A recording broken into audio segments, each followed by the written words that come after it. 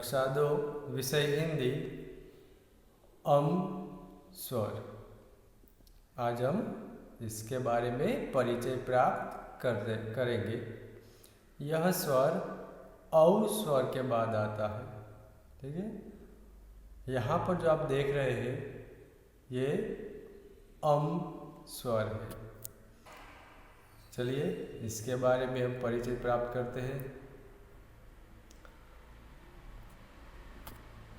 अम स्वर यहाँ पर आप बीच में देख रहे हैं। इससे पहले आपने आगे अ स्वर सीखा है, तो ये कैसे लिखना है यह आपको पता है। ठीक है, अ यहाँ से शुरू करना है।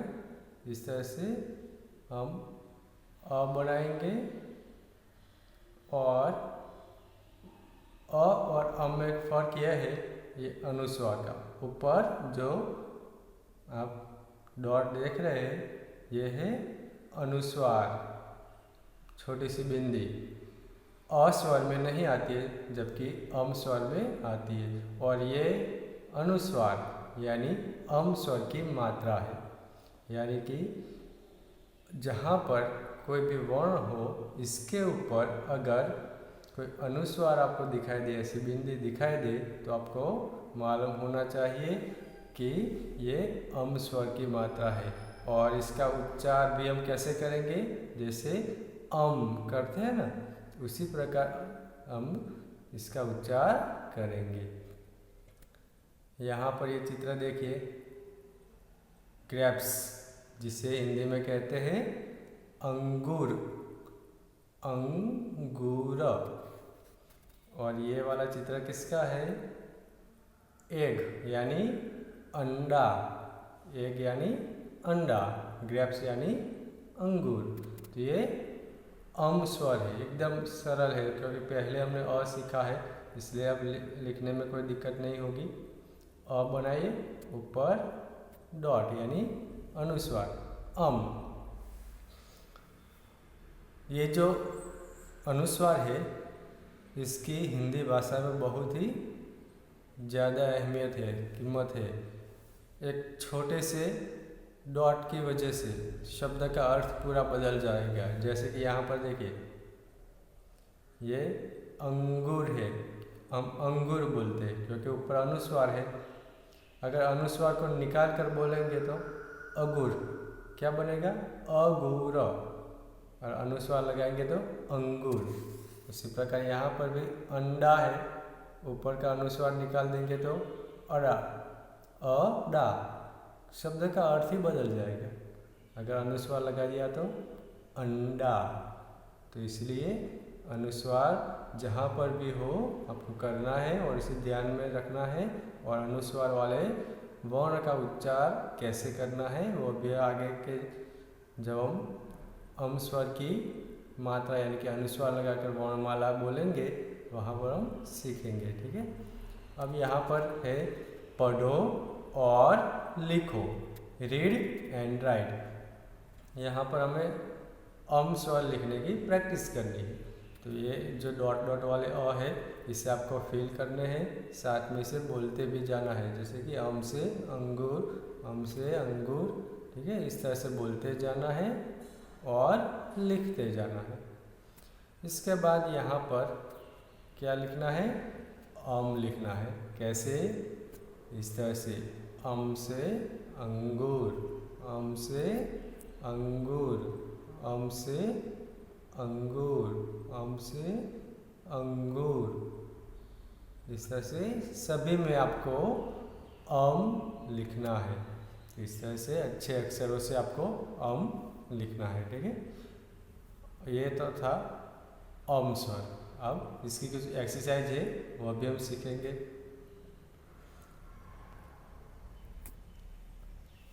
पढ़ो और लिखो, रीड एंड राइट। क्या पढ़ना है और क्या लिखना है, तो ये यहाँ पर जो है वर्णमाला है। वर्णमाला में अम स्वर की मात्रा लगाई है। पूरी वर्णमाला है हिंदी की, सभी व्यंजन आ गए। ठीक है, और इसमें अम स्वर की मात्रा लगाई है। तो अब वर्णमाला का उच्चारण कैसे होगा वह हम सीखेंगे। तो यहाँ पर देखिए क्या है, क के ऊपर अम स्वर की मात्रा यानी कि अनुस्वार है, इसे अनुस्वार कहते हैं। तो कैसे इसका उच्चार करेंगे, कम कम कैसे, और इसे इसके बाद नीचे लिखना भी है इसे कम। मेरे साथ साथ आप बोलते जाइए,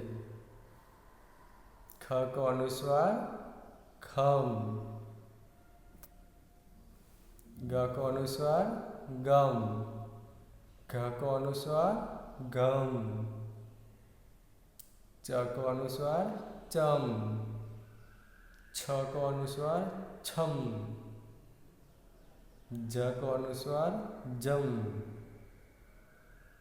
ज को अनुस्वार जम, ट को अनुस्वार टम, ठ को अनुस्वार ठम,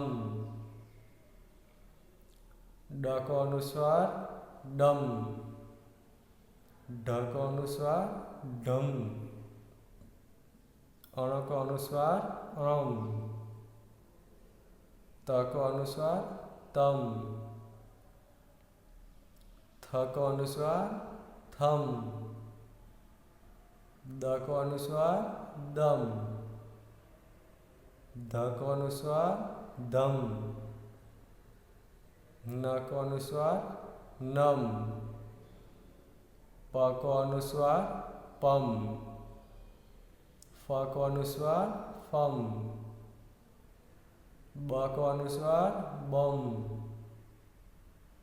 भ को अनुस्वार बम, म को अनुस्वार मम, य को अनुस्वार यम, र को अनुस्वार रम, ल को अनुस्वार लम, व को अनुस्वार वम, श को अनुस्वार शम, श को अनुस्वार शम, स को अनुस्वार सम, ह को अनुस्वार हम, क्ष को अनुस्वार क्षम, त्र को अनुस्वार त्रम, ज्ञ को अनुस्वार ज्ञम।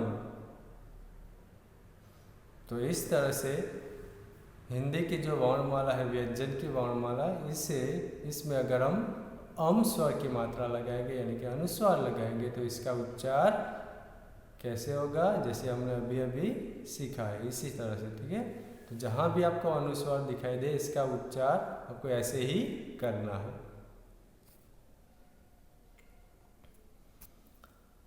अब यहाँ पर कुछ वर्ड्स है, शब्द, हम इसे भी पढ़ेंगे।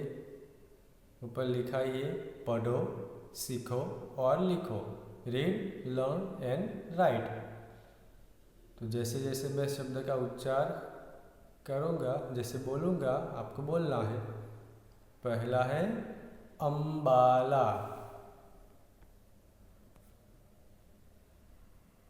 क्या है, अम्बाला। इसके बाद मंदिर,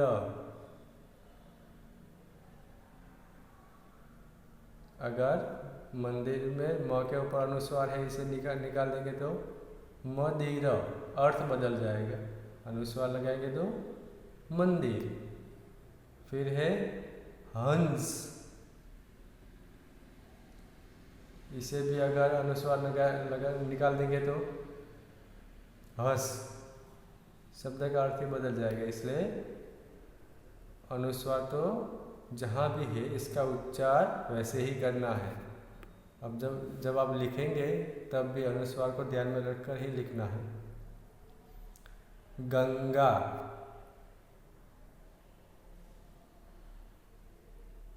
बंदर, पतंग, तिरंगा, नारंगी। इस तरह से आपको ये सारे शब्द पढ़ने हैं और नीचे लिखने हैं। ये जो डॉट डॉट वाला है वो भी आपको फिल करना है। ये सभी आपको टेक्स्ट बुक में करना है। आगे का प्रश्न है, अम से शुरू होने वाले शब्दों को सही करो, यानी राइट टिक करनी है। Tick the word which being with um. यहाँ पर अम स्वर है बीच में, इसके आसपास कुछ शब्द दिए हैं। अब अम से शुरू होने वाले, यानी जिस शब्द की शुरुआत में फर्स्ट अम स्वर आता है उसके सामने ही टिक करनी। जैसे अंगूर, तो उसमें देखिए अम पहला है तो यहाँ टिक किया है, ठीक है। उसी प्रकार बाकी शब्द भी हमें देखने हैं जो अम से शुरू होते हैं। तो यहाँ पर अंश अम से शुरू होता है तो हम उसके सामने टिक करेंगे। इसके बाद है मंडी, यह मम से शुरू होता है। चंदा, यह चम से शुरू होता है। अंगार, अंगार, तो यहाँ पर अम है तो इसके सामने टिक करेंगे। कंगा, यहाँ कंग है तो यहाँ पर टिक नहीं करना है। तो इस तरह से अम से शुरू होने वाले शब्दों के सामने हमें राइट टिक करनी है। आगे का प्रश्न है, अम को तीर की दिशा में पढ़कर शब्द बनाओ। Make the word by reading um in the direction of arrow. Arrow के डायरेक्शन में हमें रीड करना है, पढ़ना है और शब्द बनाना है। जैसे अम और पहला एरो का है डा, अंडा। फिर ये अंग है और यहाँ पर गुर, तो अंगूर। दूसरा कौन सा शब्द आएगा? अंगूर। उसी प्रकार एरो के डायरेक्शन में तीर की दिशा में हमें पढ़ना है और शब्द बनाना है। अंबर, तीसरा क्या बनेगा? अंबर। फिर है चौथा अंकुर, अंकुर।